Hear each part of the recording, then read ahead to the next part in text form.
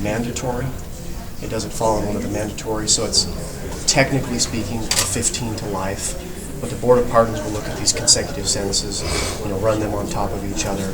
Look, given his age, he's 58 years old now, given the circumstances of this crime, the fact that he's not taking any responsibility, if he continues to do that, there's absolutely no hope that he's going to be released. I think he dies in prison. I think that even if he does take responsibility, in the interest of justice, he will never be free again. At least in this life. You put him right below aggravated capital murderers in your talk. Well, I do that because, this was a heinous, terrible, terrible crime. Premeditated, deliberate murder. But in Utah, it doesn't qualify as a capital offense. A lot of other states it would.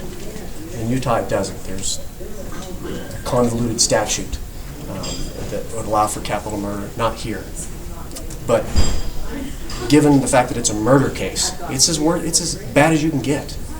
Doctor, husband, father, a lawyer, what he did here, using his unique special knowledge, it's as bad as it gets, other than aggravated murder. And I say that because aggravated murder carries the death penalty. This does not. Do you plan to recommend to the parole board anything? I know that sometimes prosecutors will send statements to them. We will. We'll send, I'll do a letter to the board that explains the facts. Included in that will be police reports, histories, all that kind of stuff. And if they want access to our entire file, they could be given access to that. It's thousands of pages, but we will be giving them statements. I'm sure that the MacNeill family, Alexis, Rachel, Linda, I think that they'll be made aware of any potential parole hearings and dates. They'll have an opportunity to speak with the board as well. Again, I don't think he's ever going to get out.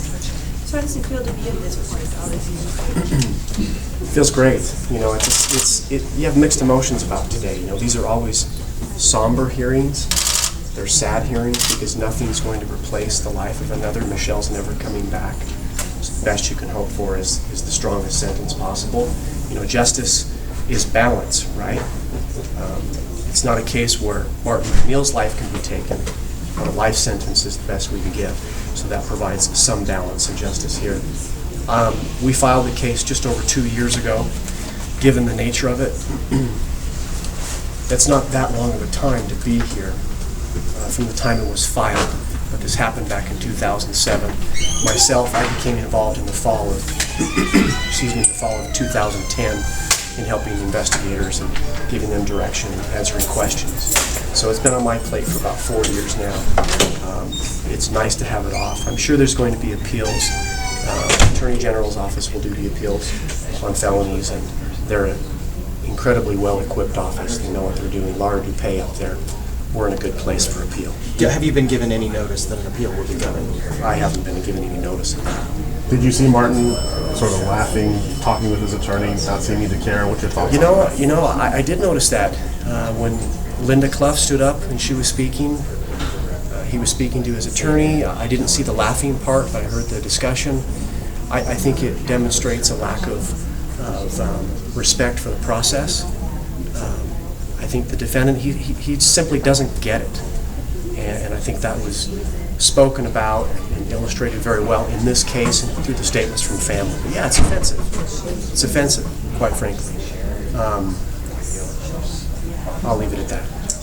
I have a technical question. So could he possibly serve 15 years on his sex abuse conviction before he even begins serving time for murder? Yes. Technically speaking, yes, because they're stacked on top of each other. So you're looking at if everything were to run, the maximum on the 2 second-degree felonies, you're looking at 15 plus 15 and then plus a 15 to life. So you could look at it from a 45 years to life. So what's going first? Will he serve the sex abuse charge first? Do you know? Does it matter? It doesn't matter. I mean, it doesn't really matter. They're running consecutively, but it's going to be up to the Board of Pardons and Parole. Also, technically, I want to make sure I'm really accurate on that. So should we say that it sounds like it is accurate to say he'll serve at least 17 years. Is that right? The most accurate would be 15 years to life, because the 2 second-degree felonies, the 1 to 15s, even though it says 1 to 15, it's not a mandatory even 1 year. There's a number of people that get convicted of that crime that just go to jail. as opposed to prison, and then they serve. But it's the a parole few board that months. has to set a hearing within 1 year on those things. You know, on that exact timing of that date, I'm not sure, but yes, they will.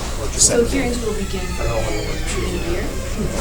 You know what, you should ask them, because I'm not entirely sure. And of course, the board will determine how long he's actually in prison after Yes. that final sentence. Yes. Thanks, Chad. Okay, thanks, guys. Yeah, my wife's the one who doesn't